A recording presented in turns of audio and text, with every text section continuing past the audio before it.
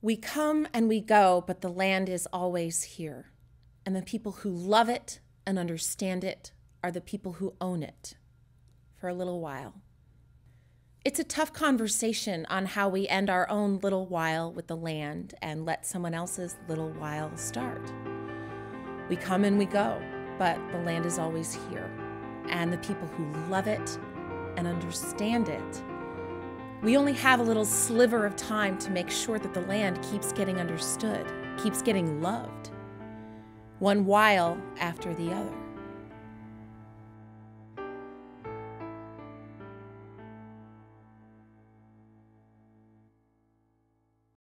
Teresa Ofheim of Practical Farmers of Iowa called me into her office one day and said that she would like me to write a play about farmland transfer. And I kind of sat there and I thought, is there drama in farmland transfer?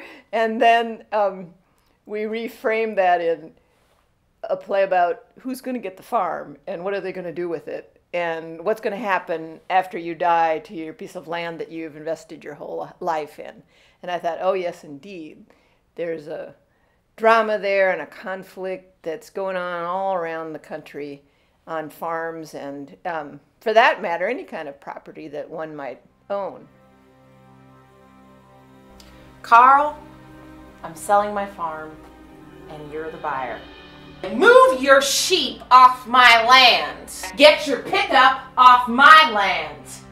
I'll will the farm to my dogs if you don't leave me be. I've already had my lawyer draw up the papers. We'll sign them Monday morning at that price. The play is really successful at conveying just how important farmland is to people. People have even killed over who owns the farmland.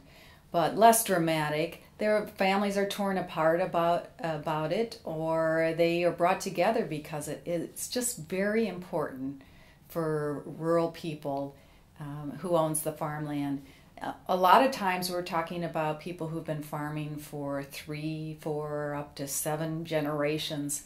And so to lose that farm or to have it farmed by someone who doesn't own or someone who's not part of the family, it's just really hard and a really difficult topic to deal with. Nothing can come from nothing. So they start to do something. He starts to talk about the need to be good stewards of the land and how we are called to leave the earth, the soil, in better condition than we found it.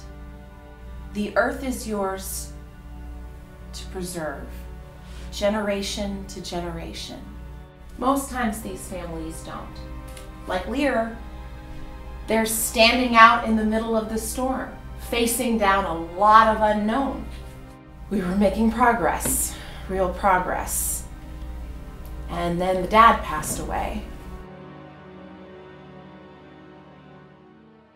It's really about ownership, and it's about facing your own mortality and getting your affairs in order, and then your vision of what you hope to contribute to this world and what you hope becomes a little slice of real estate that you happen to land upon. Iowa has, some of the best farmland in the world, but we're seeing, say, around the Des Moines area, more and more of that great farmland disappearing, and in urban sprawl. So if we, and as more and more people live in cities, if we start to just sprawl out, we're going to have a problem with our food supply.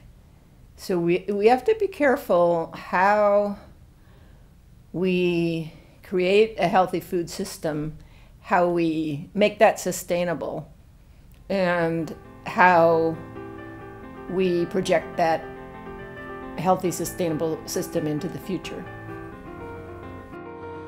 We come and we go, but the land is always here. And the people who love it and understand it, we only have a little sliver of time to make sure that the land keeps getting understood, keeps getting loved, one while after the other.